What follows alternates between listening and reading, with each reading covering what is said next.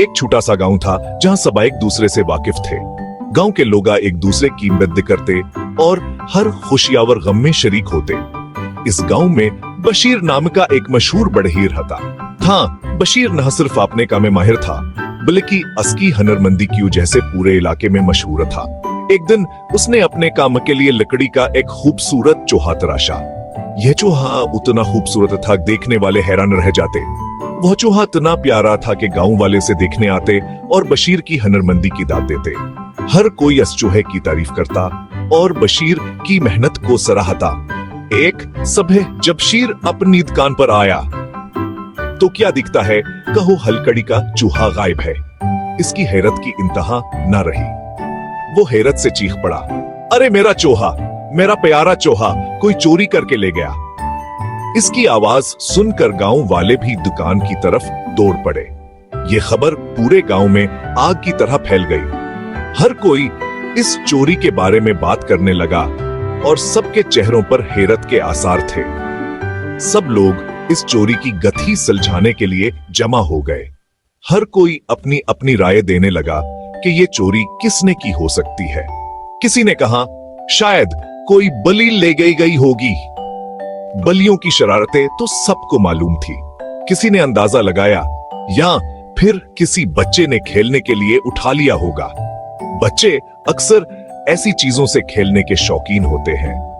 बशीर ने ऐलान किया, जो भी मेरा चौहा ढूंढ कर लाएगा मैं उसे इनाम दूंगा।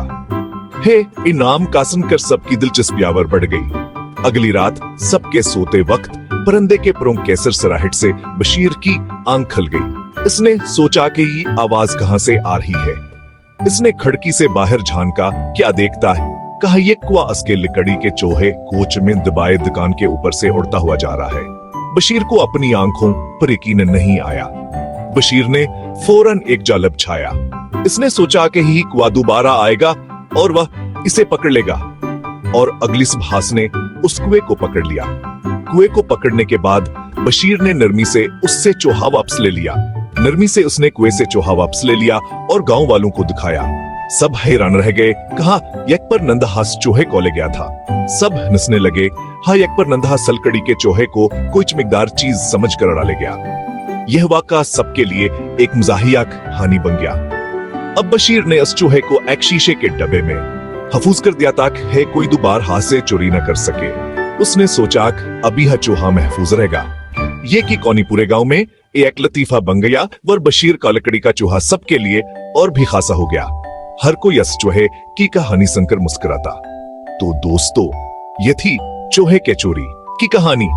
उम्मीद है आपको ये कहानी पसंद आई होगी और आपने उससे कुछ सीखा होगा। उम्मीद है आपको मजा आया होगा। इस कहानी ने हमें ये सिखाया कि कभी कभी छोटी छोटी चीजें भी बड़ी अहमियत रखती हैं। अगली कहानी तक के लिए अल्लाह हाफिज। तब तक खुश रहें और दूसरों के साथ मोहब्बत से पेश आएं।